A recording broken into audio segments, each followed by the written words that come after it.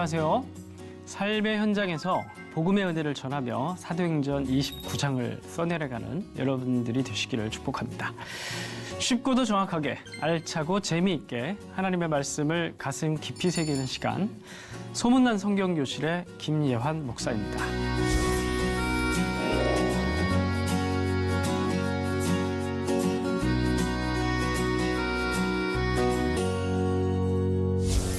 지난 시간에 나눈 말씀 여러분들 다 기억하시죠? 복음서를 살펴봤습니다. 마태, 마가, 누가, 요한복음을 살펴봤는데요.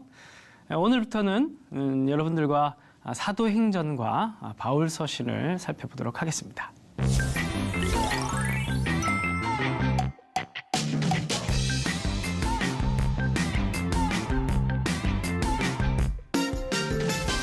네, 여러분 거의 성경 통독의 끝이 다가오고 있습니다.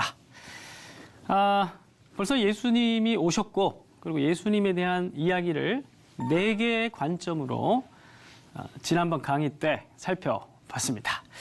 그래서 우리가 통독을 해가는 재미라는 것은 바로 이 숲을 보는 재미인데 바로 어느 한 책의 숲이 아니라 성경 전체, 성경 66권 전체 숲을 보는 그런 재미인데 예수님이라는 한 분도 그냥 마가복음이 좀 짧다고 마가복음만 읽고 넘어가면 되지 않고 4권을 다 봐야 이 4개 다채로운 예수님의 모습을 다 우리가 맛볼 수가 있는 것이죠. 자, 이 4권의 책들 중에서 이방인들을 대상으로 한 복음서가 있다고 말씀을 드렸습니다. 그럼 어떤 책입니까? 누가복음이었죠. 누가복음 시작도 데오빌로라는 이름이 등장을 합니다. 누가복음에서는 데오빌로 가카에게라는 말이 나왔는데 이 가카라는 단어가 그 로마의 고위층을 가리키는 그런 헬라어 단어입니다. 바로 이 데오빌로라는 사람이 누가복음에도 독자로 나오지만 사도행전에서도 독자로 나와요. 그래서 사도행전 1장 1, 2절을 보면 데오빌로요, 내가 먼저 쓴 글에는 예수님께 대해서 뭐 이런저런 얘기를 했다. 뭐 이렇게 시작을 하는데 이 말은 무슨 말이냐면은 내가 먼저 쓴 글이 뭐예요? 누가복음. 그리고 이제 예수님이 오신 일에 대해서 얘기를 이전 책을 통해서 했는데 이제는 그 예수님이 가시고 난 이후에 그 이후에 교회가 어떻게 세워지는지에 대해서 내가 얘기를 해보겠다. 뭐 이런 이야기인 것이죠. 그래서 우리는 흔히 사도행전을 누가복음과 붙여서 누가행전이라는 말로도 별명처럼 붙여서 우리가 사용을 하기도 합니다. 그래서 누가복음 같은 경우에는 예수님에 대한 이야기, 예수님의 복음이 어떠한 내용인가 누가복음을 통해서 했습니다. 그것으로 끝나는 것이 아니라 이제는 예수님께서 성령을 보내주시겠다고 약속을 하셨죠. 예수께서 승천하시고 난 이후에 약속대로 성령이 오셨고 성령께서 어떻게 자신의 사람들을 통해서 온 세상에 교회를 세워가시는지에 대한 이야기가 사도행전이 되겠습니다. 그래서 누가복음과 사도행전은 붙여서 이해하고 읽으면 아주 좋습니다. 그래서 사도행전의 시작 같은 경우에도 성령으로 시작을 합니다. 1장 5절을 보면 너는 몇 날이 못 되어 성령으로 세례를 받으리라. 그렇게 예수님께서 말씀을 하시고 그리고 2장 보면 오순절날이 이르면 그들이 다 성령의 충만함을 받았다는 이야기가 나옵니다.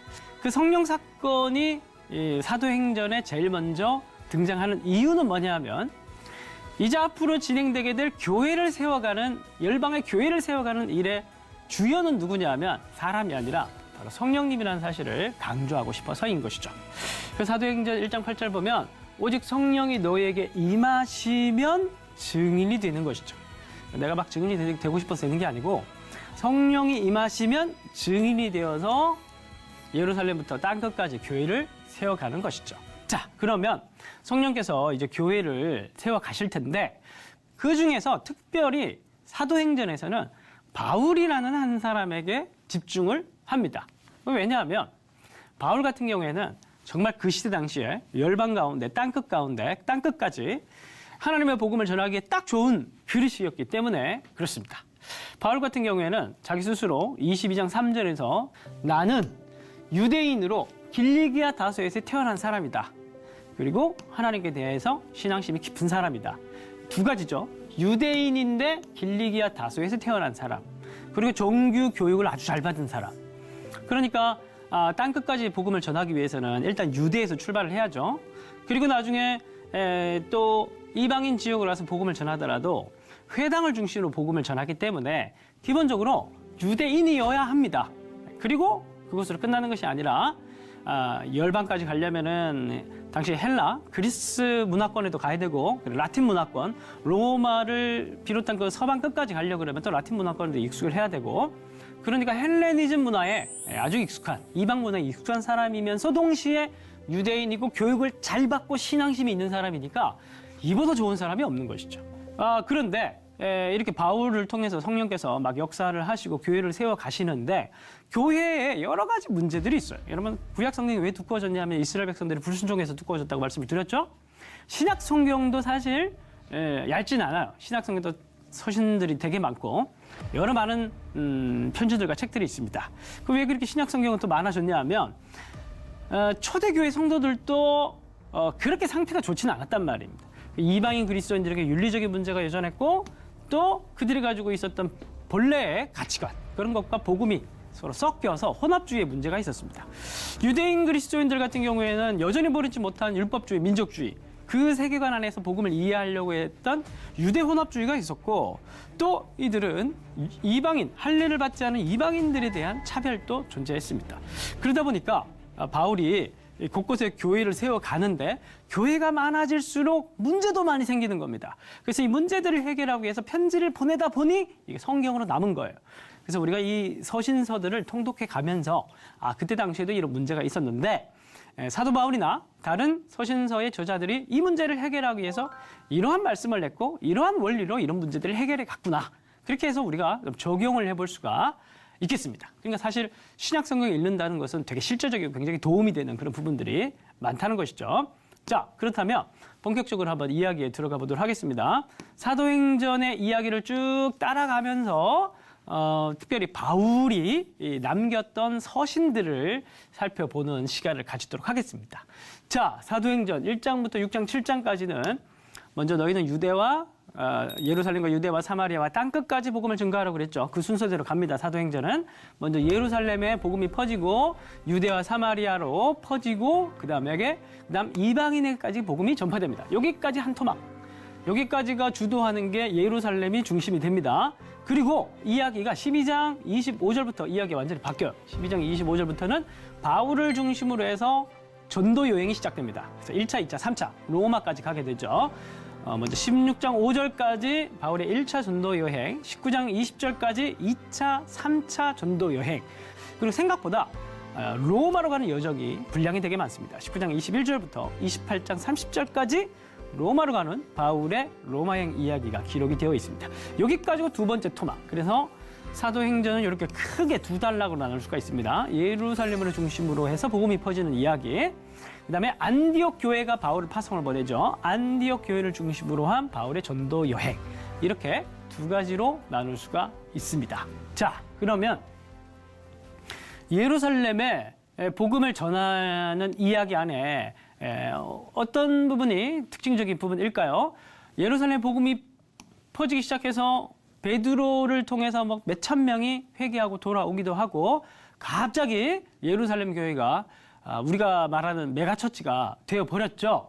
그런데 이렇게 노출되기 시작하면 아무래도 핍박이 있을 거 아닙니까? 그래서 큰 핍박이 있었어요. 그 핍박의 중심에는 스데반 집사님이 있었고 이 핍박을 통해서 성령께서는 더 가만두지 않고 이 사람들을 초대교회, 예루살렘 교회 사람들을 뿌려서 복음을 전파하게 하시죠. 그래서 빌립 집사님과 같은 이방인 그리스도인들 출신들이 헬라파 그리스도인들이 이제 복음을 전하러 나가기 시작하는데 예루살렘에 박해가 있었으니까 가장 먼저 가까이에 있는 사마리아로 가서 복음을 전하는 이야기가 사도행전에 나옵니다. 그런데 사람들이 당황을 해요. 사도행전을 보면 당황을 합니다. 왜 예수 믿고 돌아왔는데 왜 당황을 할까? 축하해 줘야 될 일이 아니냐. 그때 당시에 물론 그 사람들이 예루살렘 교회 사람들이 예수님을 믿었지만 그러나 그 머릿속에 있었던 본래의 유대교적 세계관 그러니까 혈통주의적이고 민족주의적이고 아브라함의 자손이라고 하면 구원받은 하나님의 백성이라고 한다면은 할례를 기준으로 한 그런 세계관에서 벗어나기는 굉장히 쉽지 않았어요. 참 이게 오늘날 우리도 마찬가지인데 오늘 우리도 예수를 믿었다고 하면은 내가 머리에서 발끝까지 생각들이 다 바뀌는 게 아니잖아요. 그죠? 원래 생각들을 가지고 있고 복음이 하나하나 변해가는 과정을 전 인생을 통해서 우리가 겪게 되는데 이때 당시 예루살렘 교회 성도들도 마찬가지였습니다. 이런 사마리아 사람들, 자신들이 혐오했던 사마리아 사람들이 예수를 믿고 하나님 나라 같은 백성이 됐다는 것을 이해하고 인정하기가 너무 어려웠던 겁니다. 그래서 이제 사도들을 또 성령께서 보내시죠. 사도들이 가서 그들에게 안수를 할 때 성령이 사마리아 사람들에게도 내리는 모습을 보게 됩니다. 그리고 그것들을 예루살렘 교회에 보고를 해요. 그러니까 사람들이 이렇게 얘기를 합니다. 아, 성령이 그 사람들에게도 내렸으면 그러면 그 사람들 그리스도인들 맞다. 그 사람들 하나의 백성 맞다. 그렇게 인정을 하는 계기가 성령이 기준이 되는 그런 얘기가 사도행전에 나옵니다. 그러니까 사도행전을 읽어가는 핵심 포인트가 성령이라는 거 우리가 잊지 않고 계속 읽어가야 한다는 것이에요. 그래서 이제 이방인에게 점점 이제 복음이 전파되어야 되는데 우리가 앞에 이야기에서 봤듯이 예루살렘 교회는 한계가 있었어요. 유대인 그리스도인들끼리 모여가지고 아직 뭐 사마리아 사람들, 이방인들 예수 믿고 돌아오는데 이 사람들을 받아들이기에는 문화적인 세계관이 너무 딱딱하게 굳어져 있었습니다. 그래서 이렇게 넓은 이방 땅 가운데 이 사람들에게 이제 복음을 전해서 하나님 백성이 되게 만들어야 되는데 예루살렘은 이 일을 하기에는 적절치 않았어요. 그래서 안디옥 교회가 부흥하고 안디옥 교회가 또 메가처치가 됩니다. 그래서 이 안디옥 교회에서 자신들이 가지고 있는 자원들과 물적 자원과 인적 자원을 사용해서 이쪽 전체 지역을 복음화시키기로 결정을 합니다. 최초의 세계 선교를 결단을 하는 것이죠. 그래서 바나바, 바울을 세워서 이제 복음 전파를 하기 시작하는데 거기서부터 시작이 된 게 바로 바울의 1차, 2차, 3차 전도 여행이 되겠습니다. 우리가 알고 있듯이 바울의 1차 전도 여행은 바울만이 아니라 바나바도 같이 가는데 처음에는 바나바가 주도를 하죠. 바나바와 바울이 이제 1차 전도 여행을 떠나는데 순서는 이렇습니다. 사도행전의 순서가 이렇게 진행됩니다. 키프로 섬에 갔다가 밤빌리아로 갔다가 피시디아, 안디오, 이고니온과 루스드라까지 갔다가 이제 바울이 돌에 맞아 죽을 뻔하죠. 굉장히 많은 핍박과 어려움들이 있습니다. 그러나 돌에 맞아도 복음 전하는 걸 멈출 수 없어서 계속 복음을 전파합니다. 그런데 문제가 뭐냐면 1차 전도 여행 지역을 이게 가까운 지역을 다 복음을 전파하고 돌아왔는데 문제가 뭐냐면 다 이방인들이잖아요. 이방인들이 회개하고 돌아왔다는 얘기를 듣고 아까 얘기했던 예루살렘 교회의 보수파 유대인 그리스도인들이 다시 그 길리기아 아까 그 1차 전도 여행 지역에 바울이 전도했던 그 지역으로 다시 가서 역선교를 합니다. 선교가 아니라 역선교를 하는 거예요. 유대로부터 내려와서 형제들을 가르치되 너희가 모세의 법대로 할례를 받지 아니하면 능히 구원을 받지 못하리라. 그러니까 믿음 오케이. 너희들 예수 믿는 거 오케이. 그런데 믿음만이 아니라 뭐도 필요하다? 할례도 필요하다라는 거예요. 그러니까 최소한의 율법은 지켜야 되지 않냐. 이런 생각들을 가지고 가서 역선교를 했다라는 겁니다. 그러니까 바울이 화가 났죠. 화가 나서 펜을 들었습니다. 그래서 1장부터 다른 복음을 전하는 자들에게는 저주를 받을지어다. 그리스도의 믿음밖에 구원받지 못한다라고 얘기를 하면서 결국 중요한 건 뭐냐면은 성령을 따라 행하는 것이 가장 중요하다. 그래서 우리가 갈라디아서를 읽어가면서 갈라디아서의 핵심 구절이 뭐냐면 6장 15절입니다. 할례나 무할례나 오케이. 할례 받아도 괜찮아. 무할례 오케이. 할례 받지 않아도 괜찮아. 아무것도 아니로되 중요한 건 뭐냐면 오직 새로 지으심을 받는 것만이 중요하다. 새로 지으심을 받는 건 뭐냐면 새 창조. 여기 지으심을 받는다라는 것은 창조되다, 피조물 이런 뜻입니다. 그러니까 이 새로운 창조는 어디에서 일어납니까? 성령께서 그리스도 안에서 역사하시는 것이죠. 그래서 새 창조만 중요하다. 이건 뭘 강조하냐면 성령의 사역을 강조하는 것이죠. 우리가 사도행전 앞에서 봤던 그 사마리아 사람들에게 성령이 내리면서 성령께서 사마리아 사람들에게도 임하셨으면 오케이. 그리스도인 맞다. 인정했듯이 그러한 논리가 똑같이 갈라디아서에서도 적용되고 있는 것을 우리는 볼 수가 있습니다. 자, 2차 전도 여행 한번 떠나보겠습니다. 이제는 바울과 바나바가 아니라 이제 마가를 데려가는 문제로 바울과 바나바가 싸웠죠. 갈라서죠. 그래서 바울이 실라를 데리고 출발을 합니다. 가다가 루스드라에서 디모데를 픽업해서 이제 선교 대원이 자꾸 느는 거예요. 그래서 소아시아로 가서 복음을 전파하려고 했습니다. 처음에. 왜냐하면 소아시아에 에베소라는 지역이 있는데 에베소는 소아시아의 수도예요. 이 에베소를 거점으로 잡아서 복음을 전파하면은 소아시아 전체 수도기 때문에 전체 영향을 미칠 수 있기 때문이에요. 자, 그런데 사도행전이 아니라고 했죠. 성령행전이라고 했죠. 성령께서 못 가게 하십니다. 어디로 인도하시냐면은 쭉 인도에 가시다가 북부로 이동을 시키는데 바울이 비두니아 본도로 가려고 했어요. 그래서 그렇다면 나는 비두니아 본도로 가야겠다. 북부 지역으로 가야겠다.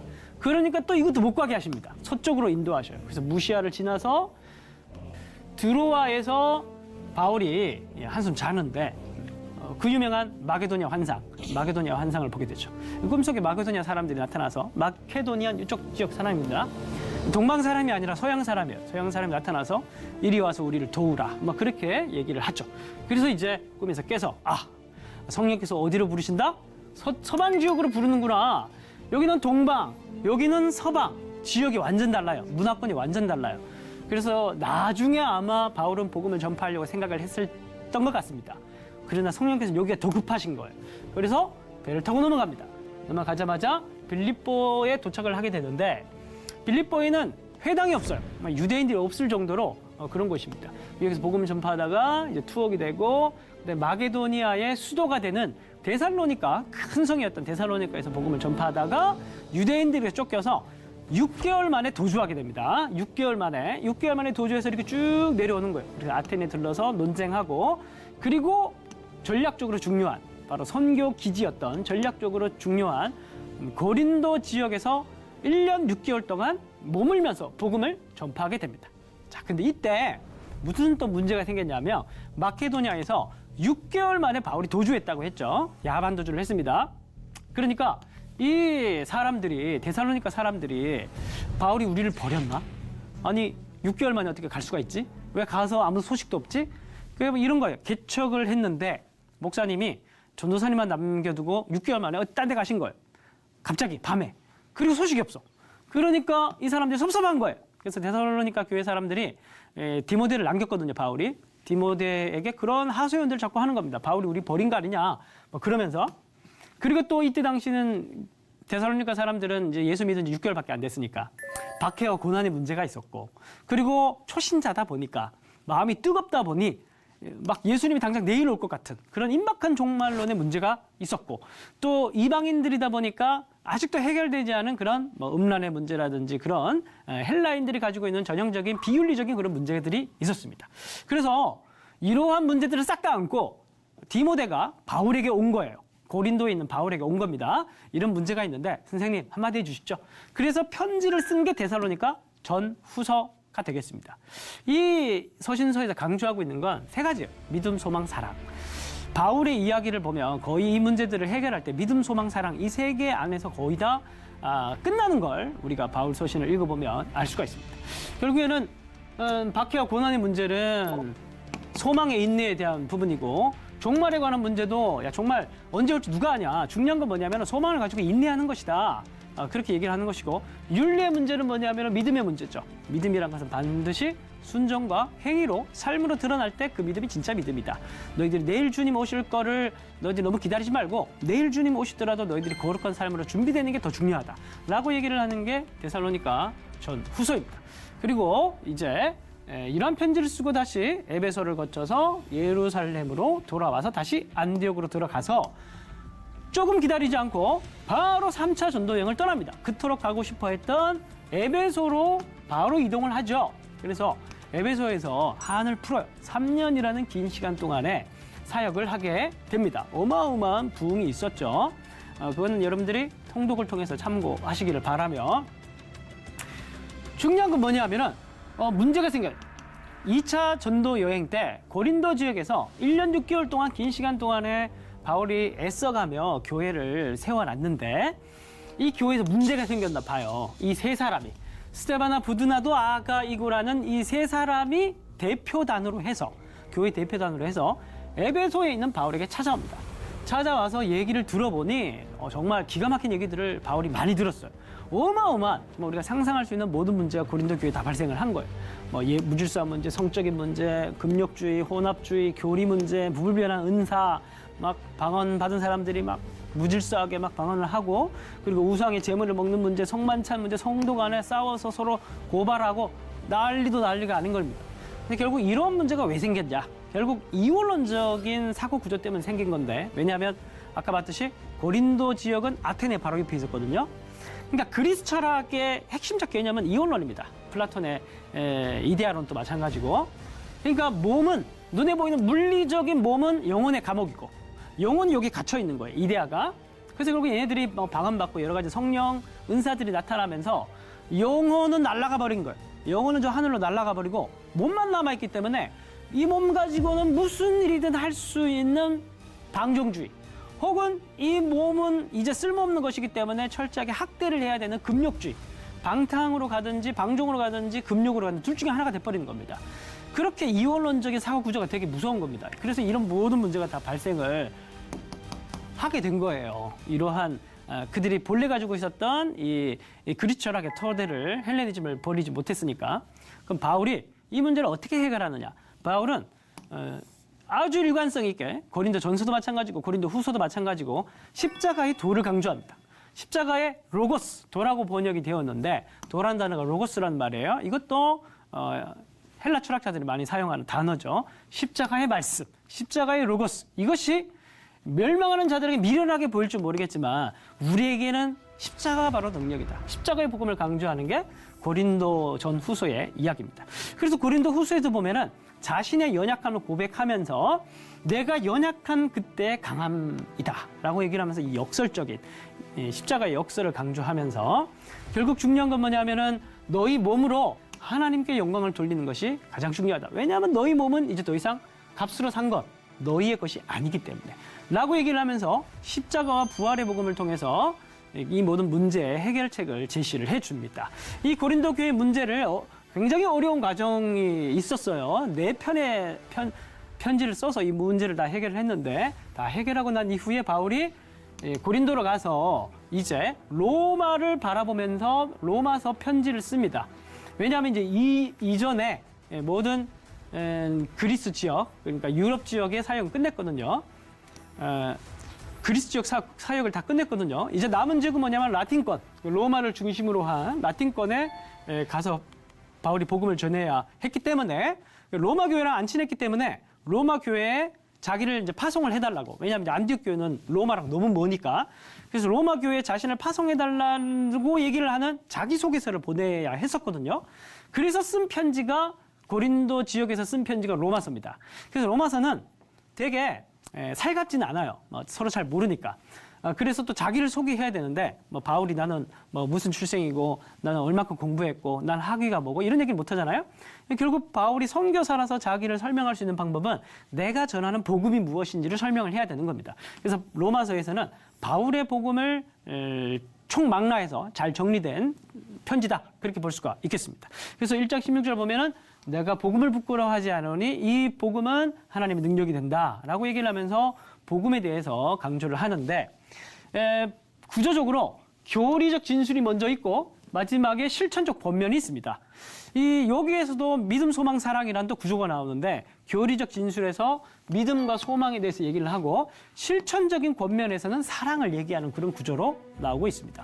중간에 9에서 11장에서는 하나님의 놀라운 지혜에 대해서 얘기를 해요. 이제 이방인들에게 복음이 흘러가게 된 것은 유대인들을 완악하게 했기 때문이다. 그러면서 어쩌다가 하나님의 복음이 유대인들에게 막혔다가 이방인들에게로 흘러가게 되었는지, 왜 내가 이방인에게 복음을 전파하는 이방인 사도로서 헌신하게 되었는지, 그런 하나님의 지혜를 찬양하는 단락이 중간에 삽입된 9에서 11장까지의 이야기입니다.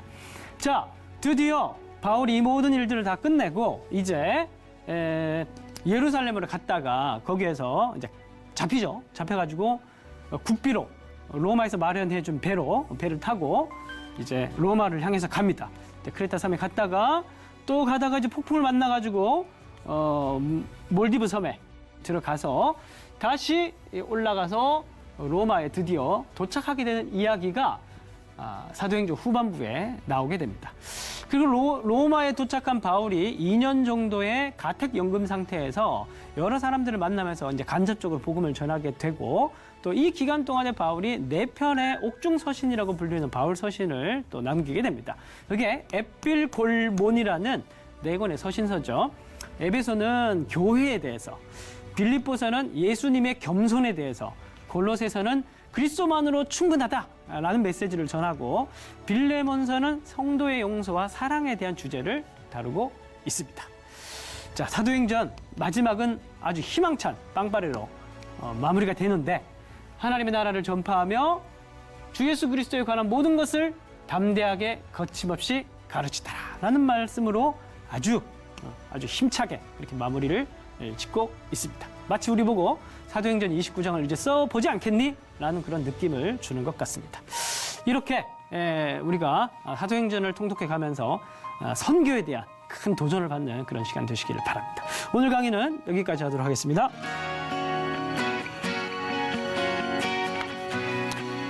여러분 즐거운 시간이 되셨습니까? 오늘 수업은 유튜브로 다시 보실 수 있습니다.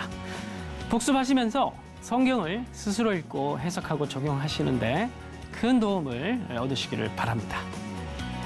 다음 시간은 마지막 시간이죠. 로마의 박해에 대해서 다루고 또 이 기간에 기록되었던 서신들, 남아있는 책들을 살펴보도록 하겠습니다. 성경을 읽으며 얻는 유익을 날마다 누리시는 여러분들이 되시기를 바랍니다. 다음 시간에 뵙겠습니다. 감사합니다.